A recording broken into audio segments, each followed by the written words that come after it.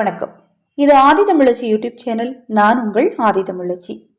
எத்தனை வழிபாடு செய்தும் உங்கள் வேண்டுதல் நிறைவேறவில்லையா?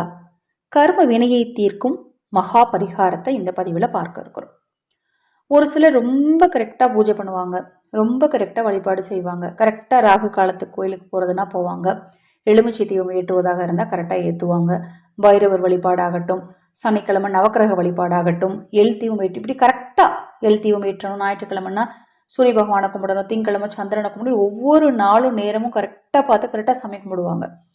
ஆனால் அவங்களுக்கே பார்த்தீங்கன்னா சரியான நேரத்தில் அவங்க வைக்கிற வேண்டுதல்கள் நடக்காமல் காலதாமதமாகும். சில நேரத்தில் நடக்காமலுமே போகும். இதற்கு காரணம் கர்ம வினையும் நம்மை சுற்றி இருக்கும் எதிர்மறை ஆற்றல், தீய சக்திகள், பில்லி, சூனியம், கண்திஷ்டி, இப்படி நிறைய சொல்லலாம். இது எல்லாத்தையும் ஒரு வார்த்தையில சொல்லணும் அப்படின்னா எதிர்மறை ஆற்றல். இது நம்முடைய வாழ்க்கையவே அப்படி திருப்பி போடுற அளவுக்கு பாதிப்புகளை ஏற்படுத்தும். நம்முடைய முன்னேற்றத்தை தடுத்து நிறுத்தி மகிழ்ச்சியை கொஞ்சம் கூட நம்ம பக்கத்திலே விடாது. கஷ்டத்துக்கு மேலே கஷ்டம், துன்பத்துக்கு மேலே துன்பம். இப்போவாது நல்லது நடந்துருமா அப்படின்னு பார்த்தா தாமதமாகிட்டே இருக்கும். ஒவ்வொரு விஷயம் ஏதாவது ஒன்று நல்லது நடக்காதான்னு எதிர்பார்த்துக்கிட்டே இருக்கிற மாதிரி வாழ்க்கை அமையும். அதை சரி பண்ணக்கூடிய எளிமையான பரிகாரத்தை தான் இந்த பதிவில் பார்க்க இருக்கிறோம்.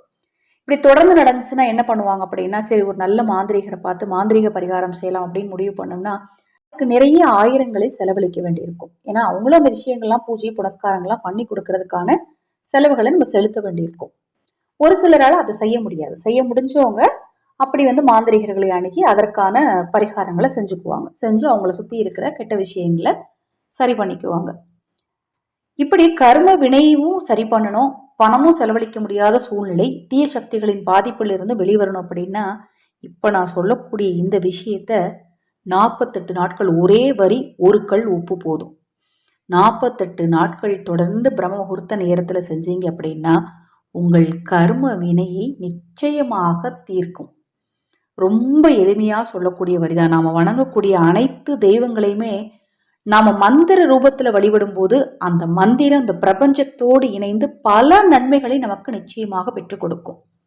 நேரம் கிடைக்கும் போதெல்லாம் உங்களுக்கு என்ன மந்திரம் தெரியுமோ அதை சொல்லிக்கிட்டே இருங்க. உங்கள் மனசுக்குள்ள மந்திர உச்சரிப்பு இருந்துக்கிட்டே இருந்துச்சு அப்படின்னா இந்த பிரபஞ்சம் உங்க கூடவே சேர்ந்து இருக்கும். அப்போ உங்ககிட்ட எந்த பேர்ட் வைப்ரேஷனுமே வராது. நவக்கிரகங்களும் பிரபஞ்சமும் உங்க கூடவே இருக்கும். ஏன்னா அந்த மந்திர சக்தியானது பிரபஞ்சத்தையும் நவக்கிரகத்தையும் நம்ம கூடவே வச்சுக்கும். நம்மளை சுத்தியே அது ஒரு பாதுகாப்பு வலை மாதிரி இருக்கும். நம்மளை சுற்றி இருக்கக்கூடிய நல்ல விஷயங்களை மட்டுமே நம்ம பக்கத்தில் அது கொண்டு வரும். இப்போ நான் சொல்லக்கூடிய மந்திரத்தையும் உங்களுக்கு நேரம் கிடைக்கும் போதெல்லாம் சொல்லுங்கள். குறிப்பாக பிரம்ம முகூர்த்த நேரத்தில் கண்டிப்பாக சொல்லணும். 48 நாட்கள்.